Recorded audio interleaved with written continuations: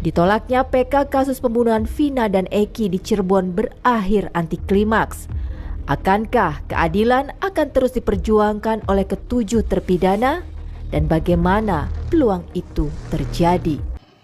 Kalau ingin bungkam, mundur. Gitu. Tidak layak Anda jadi pejabat publik, pengguna anggaran dari keringat kami ya. Jangan bungkam terus, tuli bisu. Pejabat macam apa Anda itu? Ya? Yang hanya bisa membuat kepolisian terpuruk. Assalamualaikum rek, ya apa kabare? Wis tak tunggu api-api ya. Iki lho rek, aku kepengin duduno video sing mulai tahun 2016 sampai saiki iki lho. Jek dadi tren tahun-tahun saiki. Yaiku kasus Vina Cirebon. Memang pada saat itu kasus Vina Cirebon sudah divonis 7 terpidana. Tapi kita kan butuh kebenaran, bukan pembenaran. Banyak novum-novum yang ditolak sama MA, ya, ditolak sama MA. Padahal itu novum yang memang benar, memang benar-benar banyak saksi yang melihat kejadian secara langsung. Aku ndelok hukum di Indonesia ini ya, sangat miris sekali. Kenapa miris? Masa kasus Vina mulai tahun berapa 2016 sampai sekarang belum ada yang tahu apa kebenarannya. Ada apa ini? Kamu arek kasus ini cepat mari, ya, lang cepat selesai. Kasihan mereka yang merasa gak bersalah dimasukkan dalam penjara, toh hukumannya seumur hidup, kan kasihan sekali. Lah, untuk lebih jelasnya silakan lihat video-video ini. Ini rekam jejak mulai tahun Januari 2004 sampai sekarang. Mau tutup tahun nih. 2024 tinggal menghitung hari. Namun, masih banyak catatan peristiwa peradilan yang masih menjadi perbincangan publik karena melukai rasa keadilan.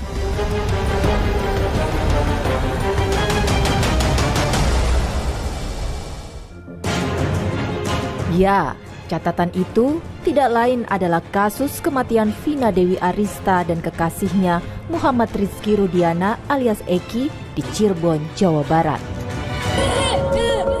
Dipukul tangan Vina patah, bukan diseret pakai motor, dipukul tangan Vina. Kasus yang mencuat pada awal Mei 2024 menyedot banyak perhatian publik setelah adanya film Vina sebelum 7 hari. Publik semakin antusias ketika rekaman suara Vina yang diklaim merasuki sahabatnya, Linda, beredar. Usai viral di layar lebar, kasus kematian Vina dan Eki yang terjadi pada 27 Agustus 2016 silam mulai diusut kembali.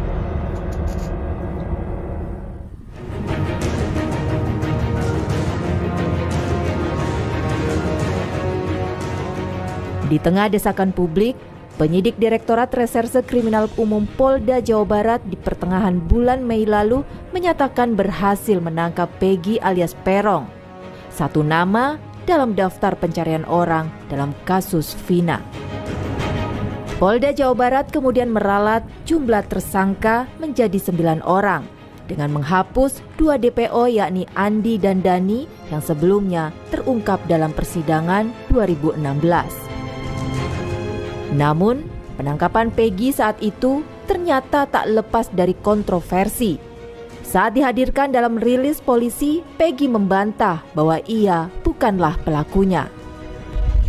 Pengadilan, ya, itu harus didampingi oleh. Saya tidak pernah melakukan itu. Saya tidak pernah melakukan itu. Saya tidak pernah melakukan itu, Pak. Saya bukan otak. Saya bukan pembunuhan. Agar tertib, rekan-rekan. Ya, tunggu. Saya rela mati. Tunggu, sabar ya. Sabar. Ya, kami persilahkan.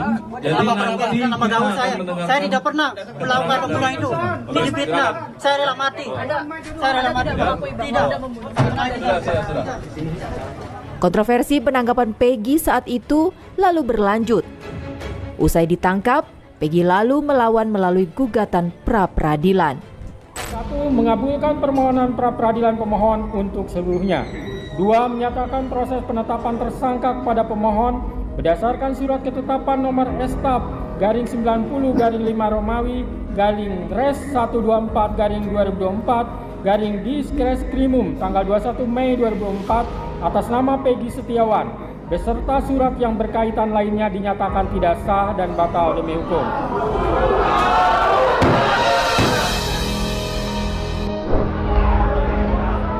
Dari hasil pra-peradilan saat itu, gugatan Peggy Setiawan akhirnya dikabulkan dan status tersangka Peggy lalu gugur.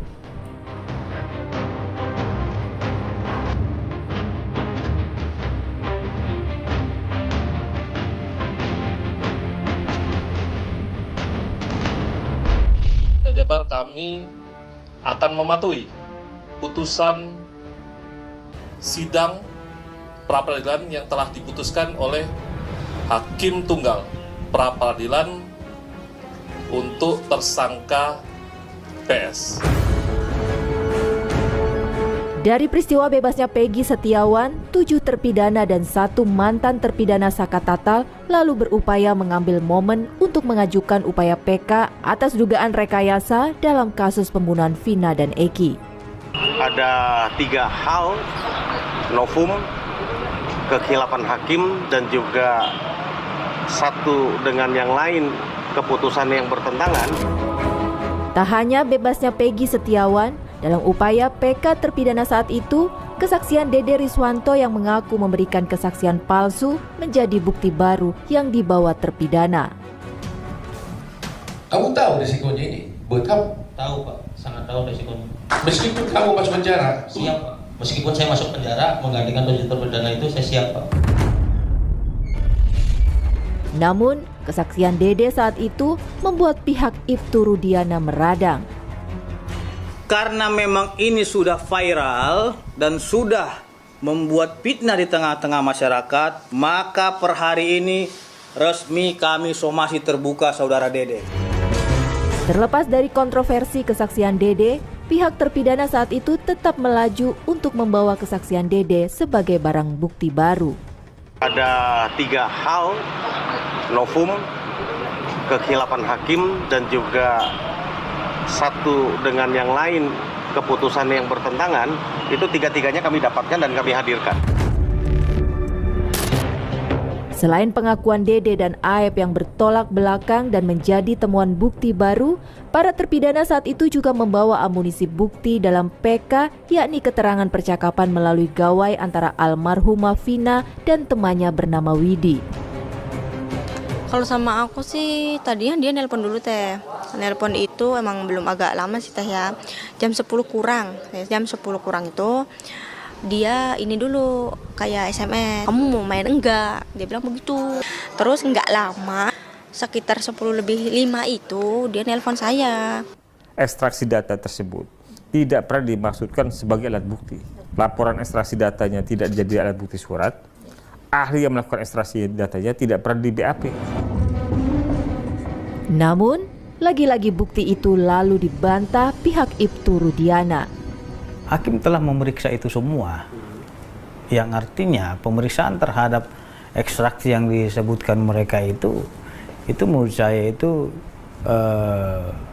sudah dilakukan pemeriksaan oleh hakim dan hakim menganggap tidak ada persesuaian di antara alat bukti yang lainnya sehingga itu tidak dijadikan patokan oleh hakim gitu. Kalau nggak salah Ismail dengan anaknya menjelaskan bahwa udah standing motor. Saya cek ke tempat motor, dealer dan juga ke Google juga ya untuk mencari ilmiahnya itu betul nggak. Ternyata tidak bisa standing motor dengan motor matic. Mengurai kasus pembunuhan Vina Dewi Arista alias Vina dan Muhammad Rizky Rudiana alias Eki dalam perjalanan peninjauan kembali atau PK 7 terpidana memang sungguh pelik dan seolah tanpa ujung.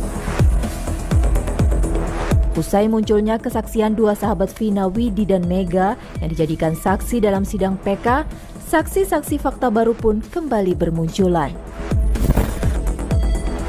Adalah Ismail, seorang pengendara motor yang saat itu mengaku melihat detik-detik orang yang diduga almarhum Vina dan Eki terpelanting dari kendaraan yang mereka tumpangi. Bawahnya Bu, saya ngeliat pertama anak saya pertama, wah itu kok naik motor kayak begitu, nggak ada kejar-kejaran ya Bu? Oh, sepi. Yang seperti diberitakan. Terus gerimis, nggak ada kejar-kejaran dari belakang, kok nggak ada. Ya zigzag, ya kan? Terus kayak orang seneng teriak-teriak, terus kayak di motor mantep. Ya trotoar, orangnya mental Bu. Mental kemana? Ya itu dia jalan yang dia itu lampu penerangan dia. Ismail juga menceritakan bagaimana kondisi pengendara sebelum peristiwa naas itu terjadi. Ya itu dia gitu kenceng tapi sambil lisannya kayak orang bahagia gitu mana itu. Mereka berteriak-teriak. Gitu. Iya. Saya kayak orang bahagia lah pokoknya. Seneng lah gitu ya dia. Gitu. Seneng. Pas nggak lama dia standing ya kan. Nabrak kemungkinan ya Bu ya mau tambak trotoar mental orangnya Bu. Lebih detail Ismail lalu bercerita kronologi kecelakaan maut yang dilihatnya. Saya gini Bu ya berhenti. Saya boleh praktekin Bu. Ini motor ya Bu. Saya dibonceng. Kan nggak turun Bu. Kaki anak saya gini saya ngeliat. Saya cuma astagfirullahaladzim minalahi gitu. Jadi jelas gitu Bu. Yang perempuan di depan telungkup, yang laki di belakangnya. Peristiwa 9 tahun lalu sangat detail diingat Ismail lantaran ada peristiwa penting dalam keluarganya.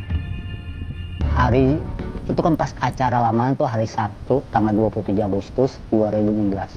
Jadi kenapa Bapak ingat karena saat itu iya. sedang ada acara lamaran iya. Bapak.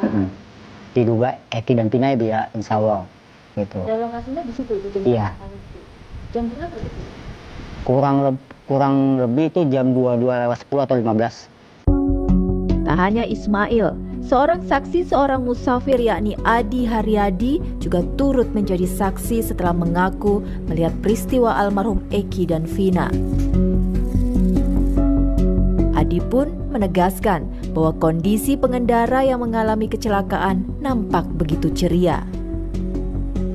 Itu ada orang ketawa-ketawa naik motor itu kan, ya kayak orang seneng lah gitu kan. Tapi pas ngelewatin saya itu oleng, langsung nge-strike itu kira-kira dari saya antara 30-25 meteran lah. Salah satunya lagi ada, kalau nggak salah Ismail dengan anaknya menjelaskan bahwa udah standing motor. Saya cek ke tempat motor, dealer dan juga ke Google juga ya, untuk mencari ilmiahnya itu betul nggak. Ternyata tidak bisa standing motor dengan motor matic karena kecepatannya cuma 30 km per jam dan dia startnya itu sampai saya masukkan cerita tentang motor itu sendiri ke dalam amicus curiae. Selain upaya PK, di luar upaya hukum pun ditempuh oleh satu mantan terpidana Sakat Tatal yang saat itu menggelar sumpah pocong untuk membuktikan bahwa dirinya tidak bersalah.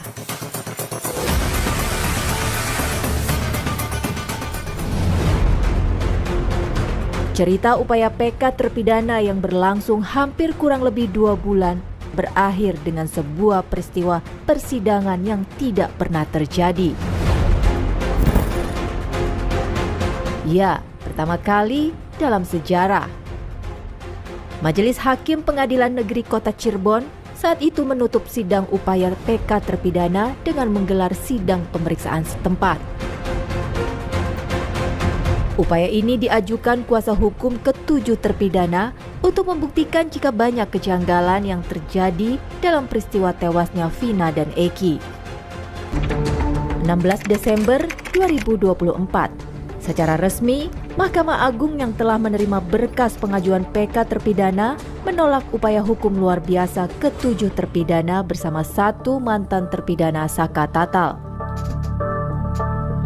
Dalam penolakan itu, Mahkamah Agung menilai bahwa upaya PK terpidana tidak memiliki bukti baru serta kehilafan majelis hakim. PK boleh lebih dari 1 kali apabila ada 2 putusan yang saling bertentangan. Itu bisa dibaca di detailnya bisa dibaca di Perma nomor 10/2009. Itu detailnya ada di situ. Ya, tadi itu membuka pintu bagi larangan PK lebih dari 1. Itu dibuka pintunya oleh Perma. Yang bertentangan itu ya. Iya. Itu yang bisa dilakukan sesuai dengan putusan MK. Itu kasus pidana bisa PK berkali-kali. Oh, jadi PK itu tidak ada batasan itu selama novumnya nanti. Yang penting dia ada dapat novum. Meskipun misalkan kasusnya udah puluhan tahun gitu, nggak masalah? Nggak masalah. Jadi dia masih ada kesempatan. Saya udah bilang, ya kamu jangan marah, bikinlah PK kedua. Tapi ada novumnya. Nah, dia bilang dia lagi proses di Barreskrim. Ya tinggal terbukti atau enggak. Ada nggak putusannya? Terbukti kalau Dedek bener aib yang bohong kan? Ya udah. Itu bisa, cukup satu aja udah lumayan, 1-2 aja. Namun penolakan PK ke-7 terpidana dianggap telah mencederai rasa keadilan karena seolah hakim menutup mata dengan sejumlah bukti yang dihadirkan. Putusannya sah. Kalau kita benar, apakah putusan itu sesuai dengan rasa keadilan? Ya jelas tidak. Hakim itu aparat negara, tidak tergerak hatinya untuk membela kebenaran gitu. Justru dia mematahkan upaya-upaya orang yang dengan serius untuk membela keadilan. Nah, kalau mengapa saya beranggapan begitu? Karena beranggapan saya tidak begitu percaya ya sama Mahkamah Agung dengan beberapa kasus yang terbongkar. Kan banyak sekali kan Hakim Agung yang kena masalah ya. Sekjennya, kemudian Hakim Agungnya, kemudian terakhir kan yang terungkap kasus 1 triliun itu ya. Upaya hukum luar biasa ke-7 terpidana rupanya masih memiliki harapan. Meski harapan itu seolah jauh panggang dari api. Harapan dalam mencari keadilan masih sangat terbuka lebar. Upaya hukum luar biasa masih bisa diajukan dengan mendorong adanya putusan yang saling bertentangan. Praktisi hukum Tony RM mengingatkan langkah strategis yang bisa menjadi celah novum jika upaya PK kedua akan kembali ditempuh. Ada 2 cara sebelum melakukan PK kedua. Karena novum-novum itu sudah dipakai semua, ya, maka kita tidak bisa menggunakan novum yang sudah dipakai pada PK pertama, kemudian digunakan untuk PK kedua, itu tidak bisa. Ada 2 cara, menurut saya. Pertama, jika penasihat hukum para terpidana yakin bahwa peristiwa itu adalah peristiwa kecelakaan, maka langkah pertama itu, ya, para penasihat hukum desak kepolisian resor Kabupaten Cirebon atau Polres Sumber untuk melanjutkan penyelidikan atau penyidikan pidana atau perkara kecelakaan lalu lintas.